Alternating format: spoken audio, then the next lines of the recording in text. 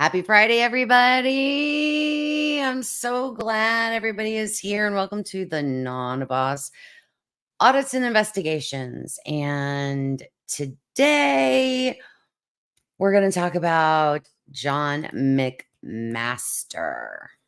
And it's going to be a whale. It's a whale of a tale. It's pretty wild, honestly. And I'm surprised more people don't talk about John McMaster because he did, uh, even though like his time in Scientology wasn't necessarily a long career in Scientology. It was actually fairly short. But it's a very interesting one. So today I'm going to give you guys like a little bit of kind of history, a little bit the timeline. I'm going to give you the timeline. We're going to see some photos because I always try to get a photo of the person or persons that we'll be talking about. I don't the more famous ones like John McMaster, those photos are usually pretty easy to find. But not everybody, because not everybody was a famous Scientologist for one reason or another.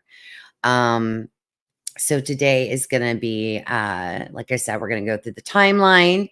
And then after we go through that timeline and some photos, then we're going to jump right into these two documents that I found.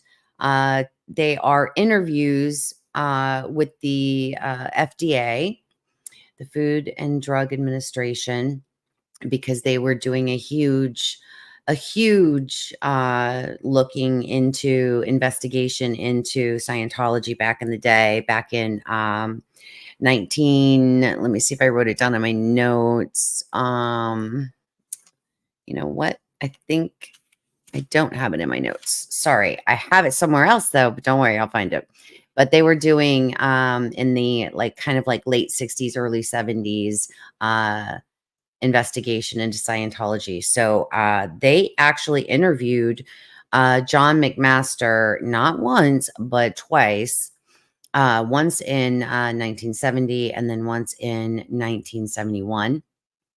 And so we're going to go through those accounts and we're going to go over those documents and the interviews that he gave to the investigators today. So thank you, SPWOG, for being here. I appreciate it. It looks like it's just going to be you and I today, but that's okay. I don't mind. One person is one more person who gets information. And then I'm sure there's going to be lots of others who will watch on the replay. 4:30 on a Friday is not necessarily the best time in the world, but around 6 o'clock is when everybody's out protesting. So I figured I got off early today and I would jump just kind of try to jump in front of everybody going to be going live and doing all their protesting here in a little bit. So, all right. Before we do get going, I did put together a little video for you guys for just as a reminder, trigger warning. Okay. So give me 1 second. Let me pull that up and all right. And we'll get started right after this. Before we dive into today's episode, I want to take a moment to address something important. Today, we will be discussing some sensitive topics and information that may be distressing or triggering for some listeners. Your mental health and well-being is a top priority. If at any point you feel uncomfortable or overwhelmed, I encourage you to take a break, step away, or seek support from a trusted friend, family member, or a mental health professional. Remember, it's okay to put yourself first. Taking care of your mental health is crucial, and there are resources available if you need them. I've included some helpful links and contact information in the show notes for anyone who may need support. Thank you for listening, and please take care of yourselves. Sorry, guys, got to do that trigger warning as we go start this series. It's important. Okay, so let's get going. So, one of the things that, let me just bring up, where is it? Here it is. All right. So, a little bit of the history timeline of John McMaster. John McMaster was a South African who ended up uh, meeting and starting his journey into the Church of Scientology back in 1962. And he was a student at St. Hill. And while he was there, and that was in 1962, and about 4 years later, Hubbard announced him in 1966 as being the very first clear. And shortly after that, shortly after he was announced as the very first clear, he started like a world press tour. I mean, he was all over the place. He went all over the country, all over the world. LRH kind of, like put him and pushed him out in front. And honestly, in all of the research that I have been going through, I will say, in my opinion, again, my opinion, I really feel like Hubbard was using John McMaster as kind of like a decoy in a way. It was a time when in 1966 these investigations were really heating up. The government was really heating up just zeroing in on all of the people contacting all these different various government agencies complaining about Scientology, that they were fraudsters, grifters, that it was kind of like an MLM. Some people were complaining that they were being defrauded, their money taken. They were also being investigated for, lots of people were practicing without medical licenses. They'd go and do a 2-week course and learn to audit, and then boom, they get the certificate. And they would tell people that they could heal them if they took these certain vitamins. So there was all of these different investigations happening right around the same time that John McMaster was declared the very first clear. Okay. So, and that was in 1966. And he, like I said, started this amazing press tour all around the world. And let me just pull up for you a photo of Mr. John McMaster. And here is Mr. John McMaster. And this photo was back in 1966 when he was declared the first clear.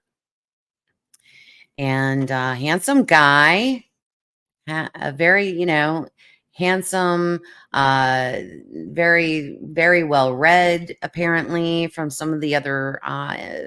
When I started diving into him, a lot of people reported him as being very educated.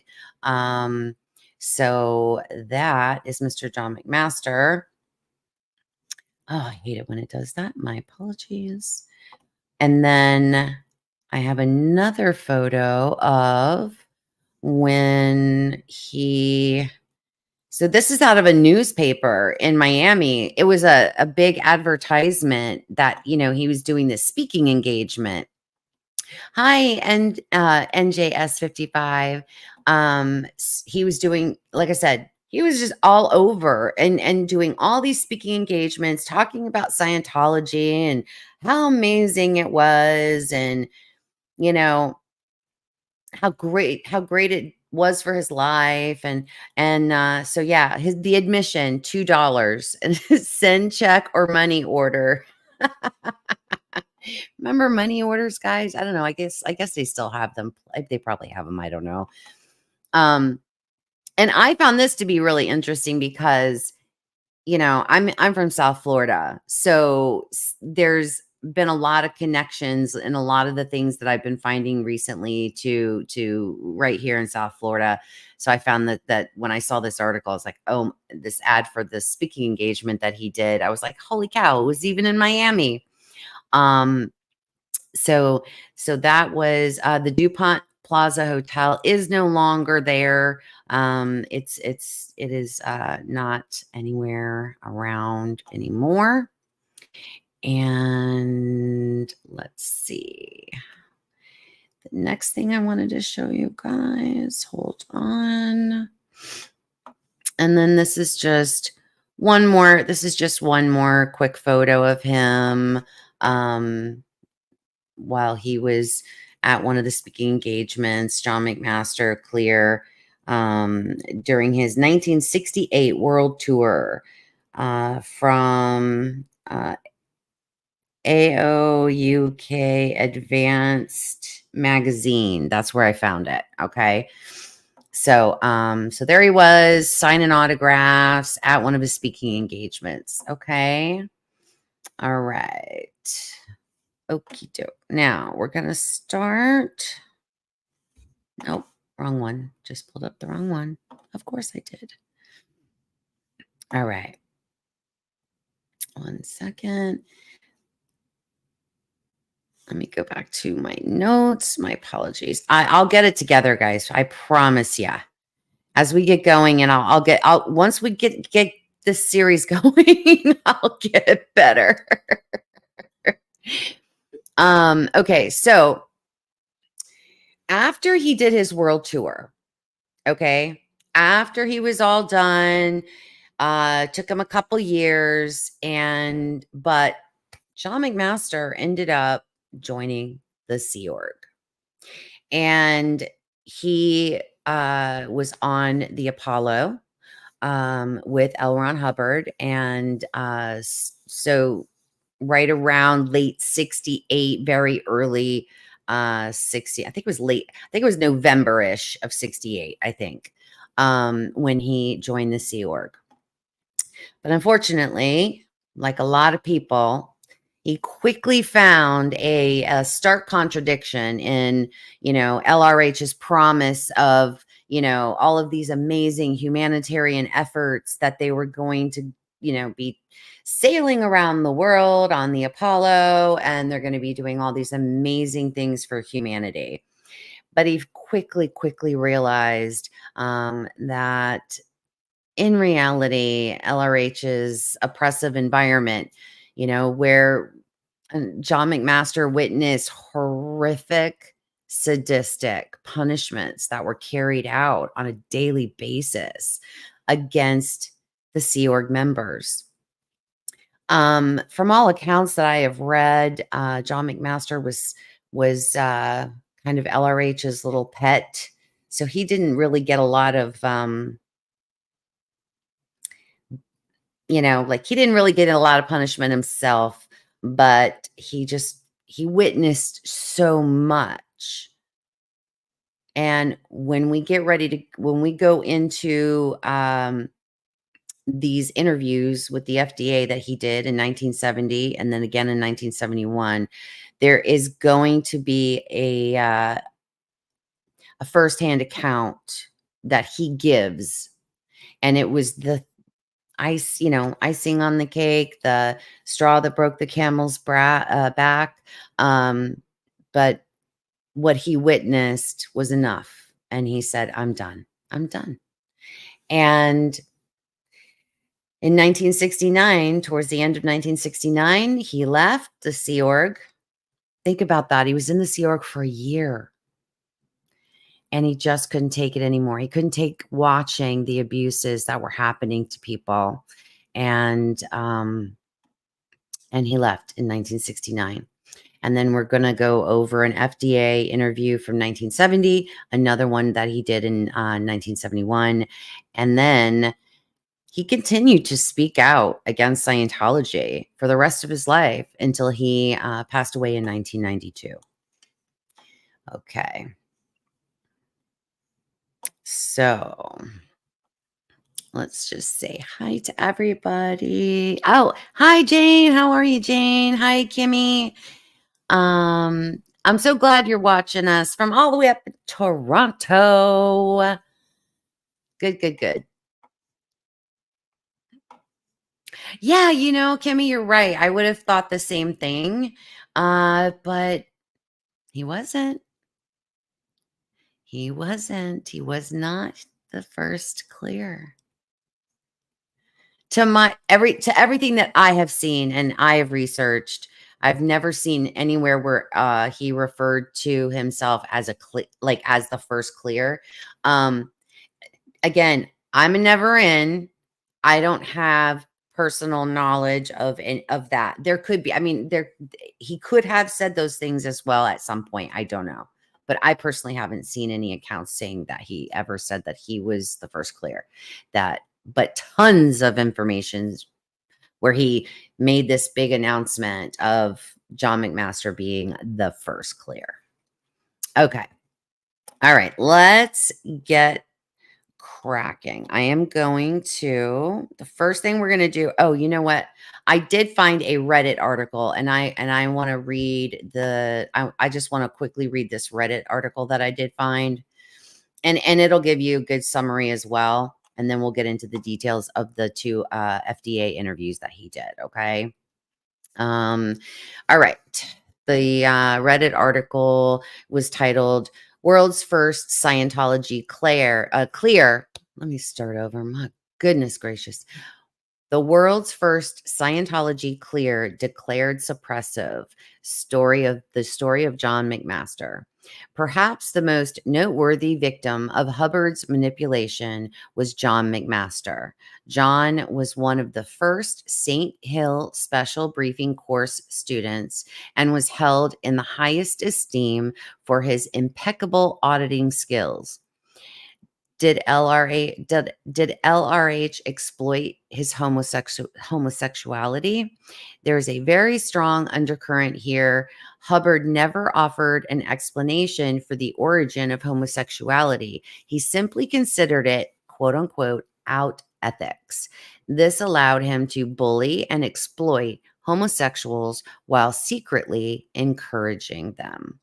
John was an early member of the Sea Org and was verbal in his protest of Hubbard's heavy use of drugs, his brutal discipline, and his mishandling of the Commodore's flotilla of rusty scows. The first true clear fell from grace in 1968 when he challenged Hubbard for chain lockering a little deaf mute girl for a week. He was subjected to hard labor, sleep deprivation, and other hardships. Hubbard wanted to break me, quote unquote, John stated. Several weeks later, he was excommunicated at Hubbard's behest.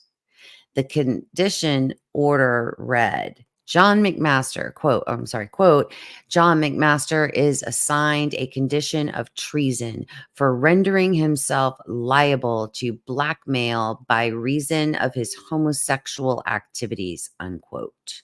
His certificates and awards were canceled, and he was declared a suppressive person.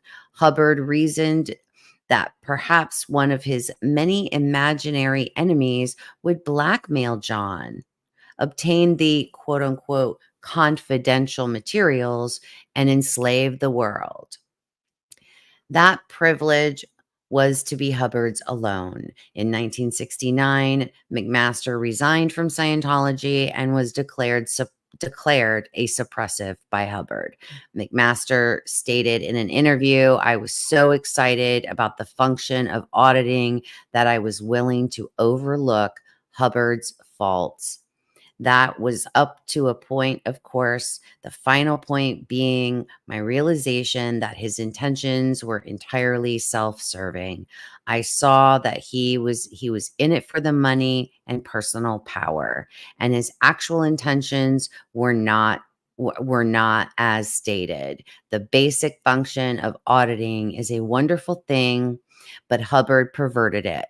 John McMaster, the first true clear, was interviewed 2 years before his death in Manchester, England, transient in a transient hotel, a flop house, in a tiny room filled with dead flowers. He told of being tormented and taunted by Hubbard for being gay. He died of cirrhosis of the liver due to a long bout of alcoholism. One more Scientology quote unquote success story. So there we have it. Hey there, Garrel. Thanks for being here. Okay. So even though that Reddit article kind of talked about the like that he was that John McMaster was like kind of tortured, I haven't really seen that so much, but it's a Reddit article. I don't know. It's just I found it. I thought, oh, that's interesting. So we'll just bring it up today in today's show. So all right. So let me find. Okay. So all right, we're gonna talk. This is gonna be the interview, and you know what? Let me see how I'm gonna share this. Make sure you guys can see it. Let's see here.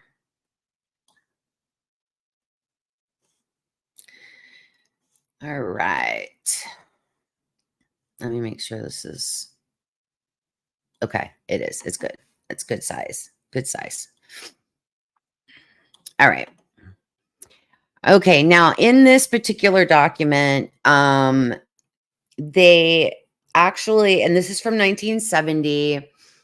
The inspector went to actually talk to Jack Horner and Melody Horner. And they're going to be they are also going to be a couple that we're going to talk about as well in another episode. What I did was we're in this interview, we're just going to go over what John McMaster, and Jack Horner and Melody Horner will be for another episode. All right. And actually, you know what? I'm just going to do this. I think it'll be easier for everybody to see if I do it this way. And then that way I can slide it over and see chat.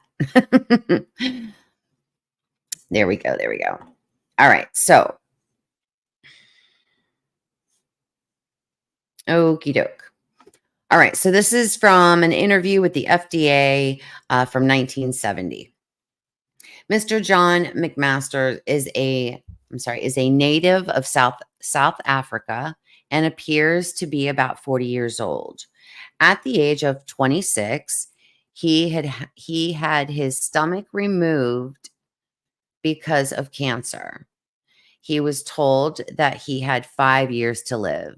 He decided to attend medical school. So in 1960, while in his third year of medical school, he encountered Scientology for the first time. He felt that Scientology had tremendous medical application and so informed the dean of his medical school. He discontinued his formal medical education to pursue Scientology, intending at a later time to bring back what he had learned to the medical profession. McMasters stated that ever since his operation, he had tremendous pain in his stomach. After joining Scientology, he was processed using an is it using or on the wait, I'm sorry. Like he was processed using an e-meter. My apologies. Sometimes these letters are like missing. He was processed using an e-meter and discovered that ever since his mother died of stomach cancer, he was 5 years old at the time. So he had subconsciously attempted to assume his mother's role. I'm sorry, I find that so weird that they just think these crazy things. He was now experiencing his mother's death.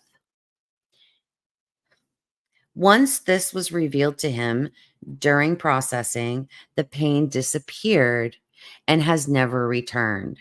He believes his cancer was related to a psychosomatic cause and was cured through Scientology.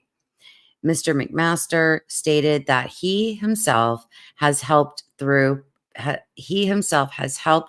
processing his own father's failing eyesight and arthritis, in addition to other people with migraine headaches and other corporal afflictions. In 1966, Mr. McMasters was the first member of Scientology to be considered clear. He was performed he has performed many lectures and appeared on many radio and television shows for Scientology. All proceeds for these appearances and his many world tours went to L. Ron Hubbard. Mr. McMaster stated that while working for Scientology in New York, he received $10 per week for food allowance and no other financial, I'm sorry, I can't read that word.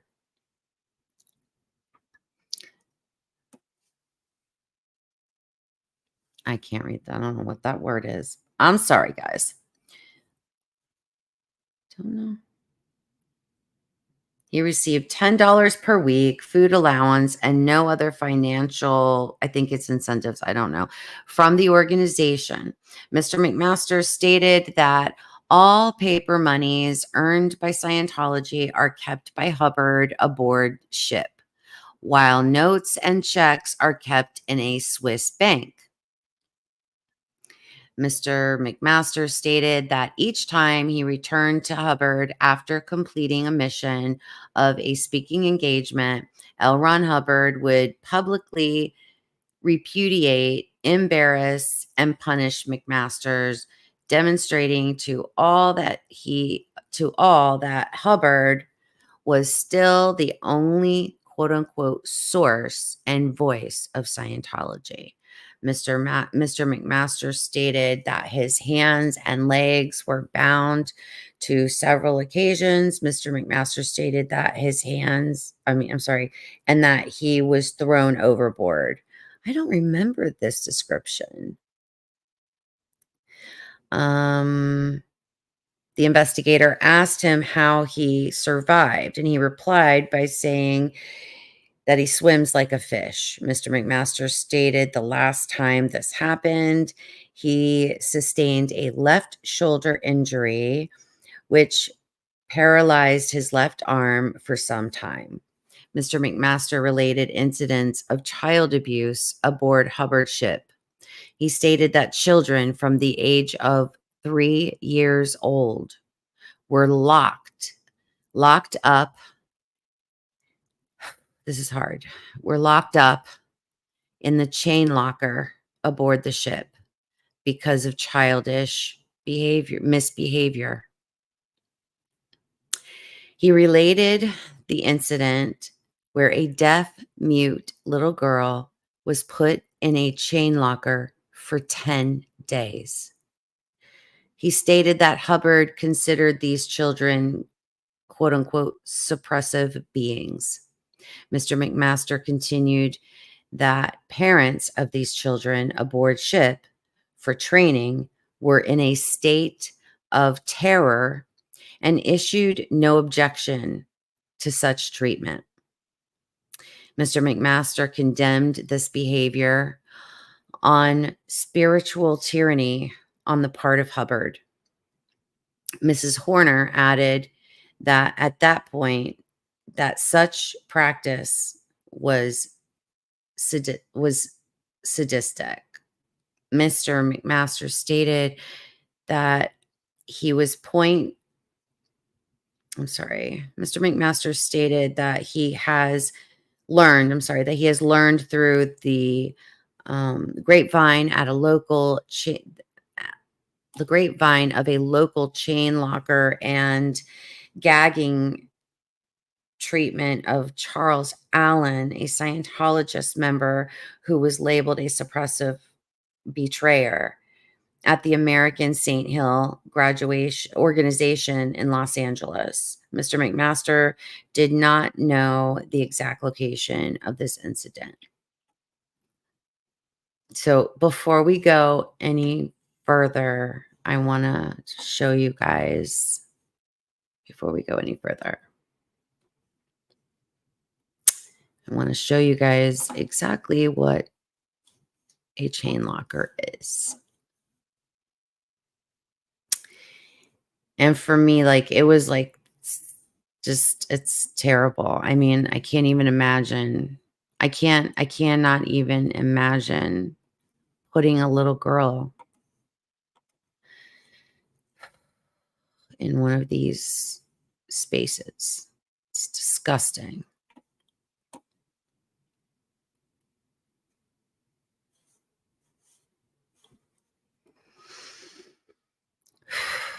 Okay.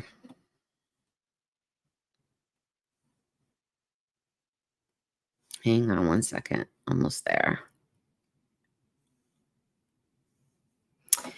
All right. So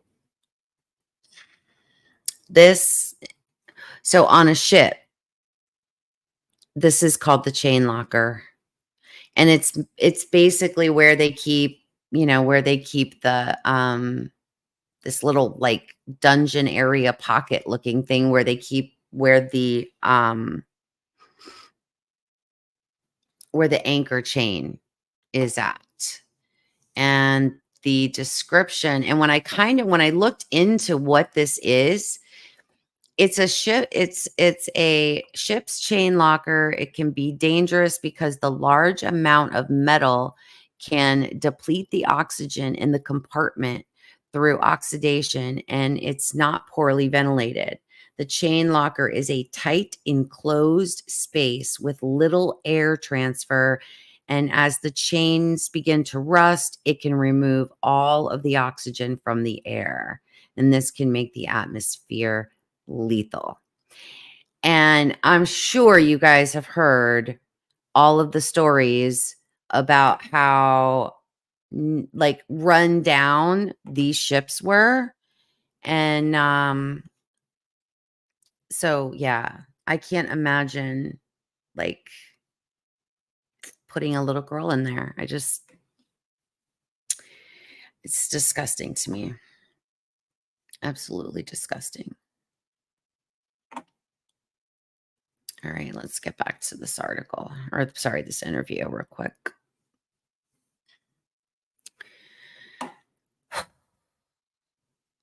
All right. In 1969, Mr. McMaster was sent on a Scientology mission to the United Nations in New York. Mr. Hubbard abruptly canceled this mission, and in November 1969, Mr. McMaster left Scientology. He's not been communicated from the organization, nor has he been branded a suppressive. He believes that he and his efforts are too well known and too highly regarded by members of Scientology to be designated in such a manner. Mr. McMasterson summarized Hubbard's policies as one which reflects the philosophy of the end justifying the means. Mr. McMaster stated he recently decided to come to the United States and assist Mr. Horner in his Scientology teachings in Los Angeles. So on September 1970, he entered the country at New York and was apprehended and searched by federal authorities who had been tipped off that he was an LSD smuggler. Wonder how that happened. He was somebody tipped off the authorities that he was an LSD smuggler. Wow. Now that's got Hubbard written all over it. Mr. McMasters believes this false allegation was the work of the Scientology organization in an attempt to destroy him. I asked Mr. McMaster to expand on Mrs. Horner's comments concerning the e-meter, and Mr. McMaster replied that the e-meter picks up thoughts at a subterranean or I'm sorry. I can't read this word. Oh my goodness. A sub-awareness level. My gosh, I can't read today. Each thought has its own energy and mental mass, which change the body's electrical resistance. The e-meter registers this resistance and enables the auditor and the audited to pick up a thought that would otherwise be suppressed or lost. I asked Mr. McMasters why Scientology is described as a religion.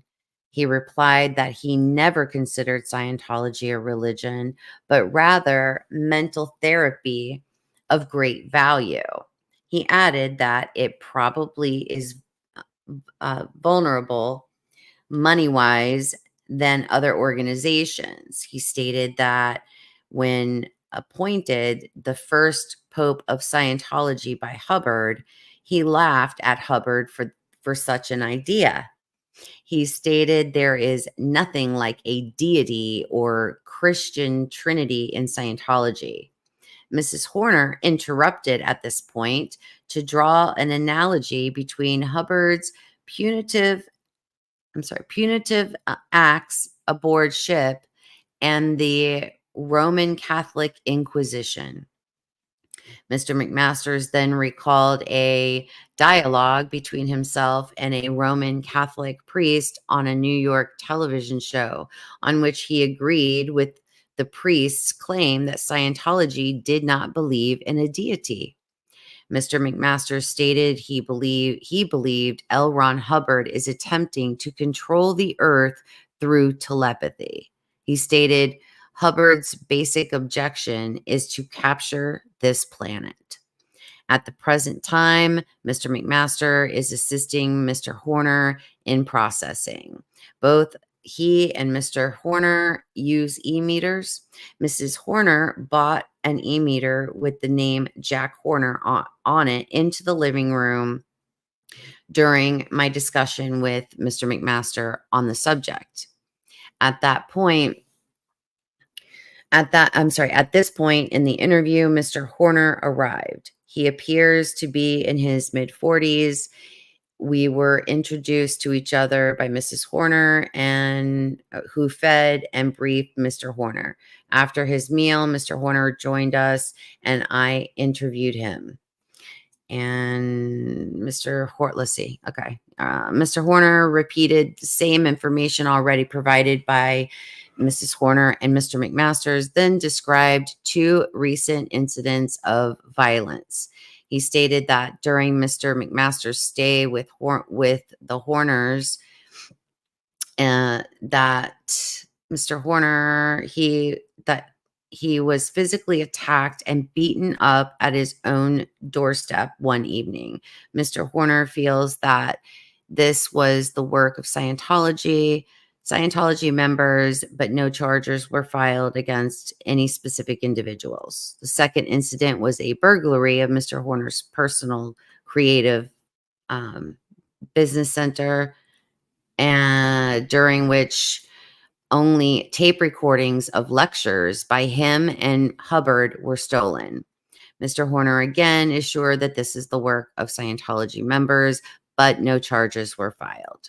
Mr. McMaster explained that when Scientology members are placed in a undesirable category such as doubt, they must deal a destructive blow to the enemy if they are to be evaluated into categories of good standing. Mr. McMasters believes these acts were such blows. In addition, he stated Scientology groups have forged his signature to a recent letter exposing quote unquote Greek love, and he feared such intimidation of him as I'm sorry, in intimation of him as a homosexual might prevent his admission to the United States. I asked Mr. Horner if Scientology was a religion, and Mr. Horner stated that in 1950, when he first became acquainted with Scientology and Dianetics, he was a hardcore materialistic atheist doing graduate work. After working with Scientology for many years, he has come to view it as a religion in the sense of an awareness of a spiritual being. He stated that administratively speaking, Scientology does not have many of the mechanics of religion, such as the dress, or the belief in a deity.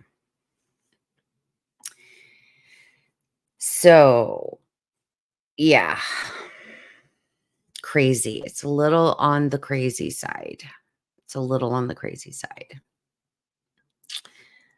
let me just pull up this other interview. And we'll get going. Let me just take a drink. I want to try to finish in an hour so you guys don't have to be here long. All right. Let's go to the next interview. All right. So this is a telephone conversation that the investigator did with John McMaster. Am I okay? Yeah. All right. Good. All right. And this was from September of 1971. All right. I returned Mr. McMaster's telephone call to me September 23rd, 71. Mr. McMaster said that his life had been threatened by a special mission to Los Angeles called Class 12 Auditors sent by L. Ron Hubbard to destroy him. He said he had been warned 2 days ago by a friend who was still in Scientology. He said the Class 12 Auditors came the same night with their black magic, which consisted of, among other things, putting blood and candles in his mailbox and making a lot of noise outside the house. Mr. McMaster said they had made threatening phone calls to him yesterday, and they warned him that he would be dead in 4 days' time. He indicated that the sheriff's people from Laguna Beach have been most cooperative, having come around to his house twice yesterday at his request and having done some patrolling around the area to protect him. Mr. McMaster said that L. Ron Hubbard has an intelligence division that would shock you. He said that they get information against people they are after by rifling through their cabinets. They do this in various ways. They get attractive young women to obtain jobs as stenographers with people they want to persecute, and these girls rifle the filing cabinets to get information for the Hubbard intelligence people. Mr. McMaster said that he does not trust Jack Horner, whom he described as being, so here we are a year later. So he was with the Horners at their home, staying with them back in 1970. And now this is 1971. And now he doesn't trust Jack Horner.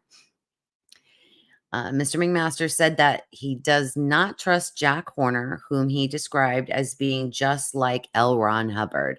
He said he thinks Mrs. Horner is good. He said, and he repeated several times that he wished that he could have seen me later that evening, last December, when I visited him and the Horners, because he had so many things to tell me that he did not want to say in front of Mr. Horner. I suggested that he get in touch with Inspector DeGrazia of our Los Angeles office division and have a discussion with him, and that Mr. DeGrazia would pass on the comments to us here.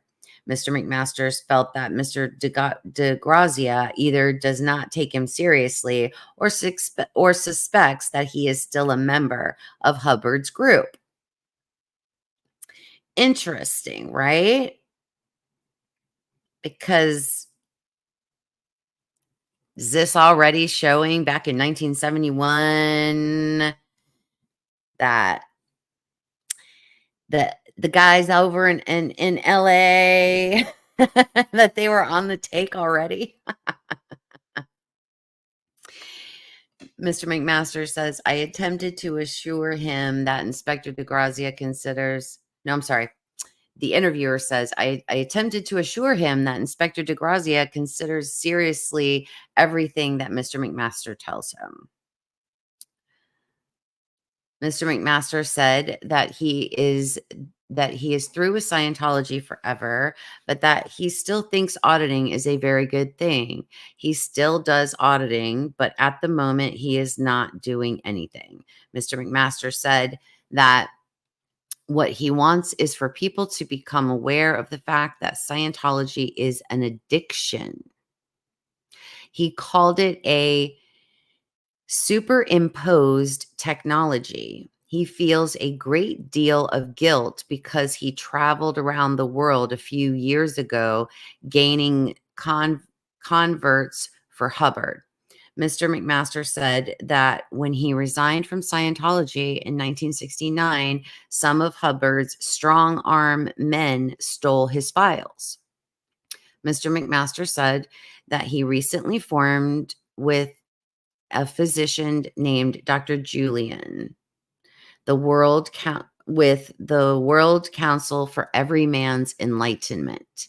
The dream of the World Council was for Dr. Julian and Mr. McMaster to work together, combining auditing and medical science for the good of man. But Dr. Julian was a crook and took all the money. So the World Council is no longer existent. Mr. McMaster said that he was a lawyer in Washington, and Mr. Charles Norberg, who is trying to arrange for his permanent residence in the United States. He said he is not able to get references, which he apparently needs to stay in the U.S., from his former associates in Scientology, and that he is in the bad position of being an alien with no references. He said the Scientology people say they expelled him because of homosexuality, but he insisted that it is not true. Then he resigned. And that he resigned. Mr. McMaster said that Washington attorney John Matonis is now a vice president of the National Health Federation, and that Mr. Matonis now calls himself a Scientologist. Mr. McMaster said that he is a friend of Charles Chrysalis of the National Health Federation. He said Mr. Chrysalis and he had worked together toward combining physical and mental health. Mr. McMaster said he has been and is looking for employment in America in relation to drug addiction. He said that through auditing, he has been able to help himself and others, and that he can do a lot for addicts. He said that his stomach had been removed because of cancer, and that followed the surgery. The pain would not go away, but that once he became involved in auditing, the pain went away and never returned. Mr. McMaster said the president has got lots and lots of letters from me, and I have nice letters from him. He said he wrote the president many times in 1969 under the guise of being in Scientology, and that he sent copies of those letters to governors, senators, congressmen, and Mr. Euthant, with a view to help mankind through auditing in Scientology. Mr. McMaster said that L. Ron Hubbard had him thrown overboard after he returned from his around the world tour to promote Scientology to reduce him to size, and that his back was broken as a result of this humiliating experience. Nevertheless, I cannot help loving the man. A few of his friends have died recently on the ship under mysterious circumstances, which he did not describe. I advised Mr. McMaster that he did the right thing in getting in touch with the local police officials when his life was threatened. I suggested that if he believes the Scientology have some sort of international or interstate intelligence group that is destroying people, that he tell his story to the FBI. I explained the limitations of the FD&C Act, and the FDA will regard to police matters. And this is just the investigator, his own comment. I suspect that Mr. McMaster was probably leading up to asking me or the FDA for some sort of recommendation that he could give to the immigration officials, but he did not do so. I have advised Chief Inspector Dom Zaccardi of the Los Angeles District to have Inspector DeGrazia keep up the contact with Mr. McMaster, but not to become involved in cops and robbers. There is probably truth in Mr. McMaster's statement that he has been threatened by the Scientologists.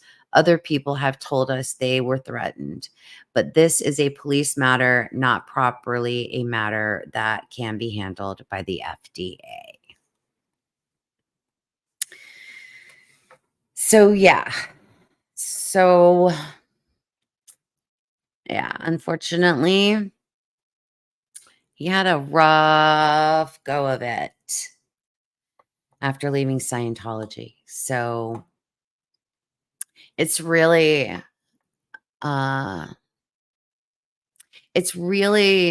this sad thing that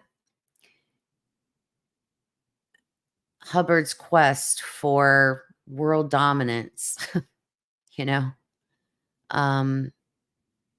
so many people have lost their lives in so many different ways, whether that is with their own life, or they've lost careers, or they've lost family members, or they've lost children. Going through the research, I did come across a website, and sometimes I'm just clicking and I'm in rabbit holes, and I just find these things, and I'm going to do like a short episode at some point over the weekend and just kind of go through it. But it's an entire list of all the people that have, that lost their lives. and the website doesn't exist anymore, but I just found it on another site somehow. And, but it lists all the people that died at Flag, the year they died, how they died. And it was really heart-wrenching to just go through that list. So I don't know.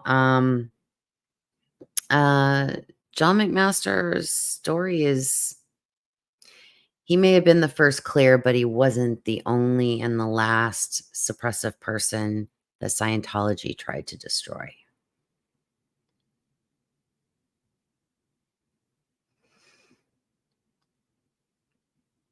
Yeah, it's a sad one. It's a sad one. Sad one. A lot of crazy things. And I'll bet he had so much more to say and so much more to put out there, right? About Scientology and about Hubbard. I mean, but yet all at the same time, I think he was just terrified. I think he spent most of the rest of his life terrified and in terror. So yeah, it's pretty crazy. So I have a couple of things I'm going to be, I have another one I want to do, going over a few people. So, but they'll be shorter stories. His was kind of a long one. And I'm still pouring through documents. I am still pouring through files and files upon files. So, Operation Clambake, yeah. There were so many crazy operations. I did find a timeline. Actually, let me pull that up real quick and then I'll let you guys go because it's almost just about 5:30. I did come across this amazing timeline that I found online doing research for this. Just doing all this, all of the little gems that I have been able to come across doing this research really is pretty interesting. But this is a great timeline. Let me see here. Yeah, you guys can see the whole thing. Okay. And it's literally the entire timeline from like 1950 all the way to 2020. And it just gives you like all of these amazing facts about, um, Dianetics, the modern science that was released May 9th, 1950. June 7th, 1951, Hubbard Dianetic Research, 1952, the electropsychometer. Actually, the electropsychometer, the e-meter, I found in the documents, I found the guy who actually built it and actually came up with it. And his name is, I'm sorry, it's a foreign name. Hold on. It's it's Volney Matheson is the name of the guy who created and built like the original e-meter. So yes, Lisa McPherson is also there on the list, on that timeline. So we're gonna check out a lot of different things, and but I'm gonna do an entire episode just on Volney Matheson, and I've got a bunch of different. I have so much. I came across so much. I actually came across a document last night that connects to the Secret Service and Vice President Richard Nixon. So, yeah, there's a lot of people that knew about this. So many government agencies, so many. it's crazy. And nobody really, like they tried. I'm not, like I said, I came across a story, not last night, but the night before. And I'm going to do a show just on this sergeant, this officer, because this guy, this inspector, sergeant guy, like this police officer knew. He's like, something's wrong here. He's like, this is bad. This is really bad. He wrote this report. He sent a copy of it to the FBI, to the FDA, and a couple other places. Like, he was trying to sound the alarm. So I am going to do a show of kind of like some of the heroes, people that really tried to like wake up the government. And don't forget, they did try. And I know that currently right now we're at a space where the government's not doing much. And they've had all of this information. But there was a time when all of them were getting these, all of these reports about Scientology and the frauds and abuses. They were trying to do something. It's just, unfortunately, Scientology started just getting very litigious and tried to sue the government and every branch of the government. And so we're going to get to all of those documents too, because I found all of those as well.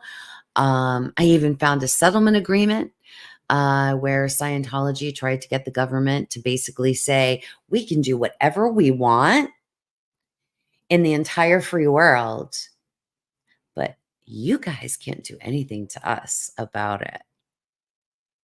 You guys can't search us or investigate us or even look at us cross-eyed.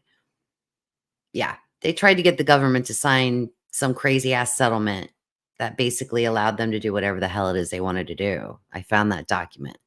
So we're going to go through that too. There's so much. This is going to be a long series. I apologize for my reading today. My voice is not doing very well. Sometimes these documents are very old and they're hand typed, like type on an old typewriter. And sometimes they have like, the lines get a little blurry sometimes for me. And I'm like trying to read and I'm trying to keep up, but my apologies today. It's been a long day. Thank you guys for hanging in there with me.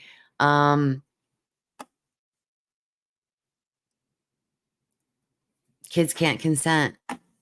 And no more kids in Scientology. I got to come up with probably a more serious outro for this series, because kids can't consent. And my ultimate goal is that kids can't consent. So thank you guys for being here. I appreciate you. And I'll see you guys. It'll probably be a show probably on Sunday and maybe another short one on Monday. So hang in there. Have a great holiday weekend. Go watch some of those protesters tonight who are going to be out on the street screaming, it's a cult. So go hang out, support them, like, share, subscribe. Please subscribe to my channel if you like my content. I'm going to continue this series. I think it's an important one, and I will see you guys later on. Please remember, whatever you do, remember to spread love and kindness wherever you go. Thanks. Bye.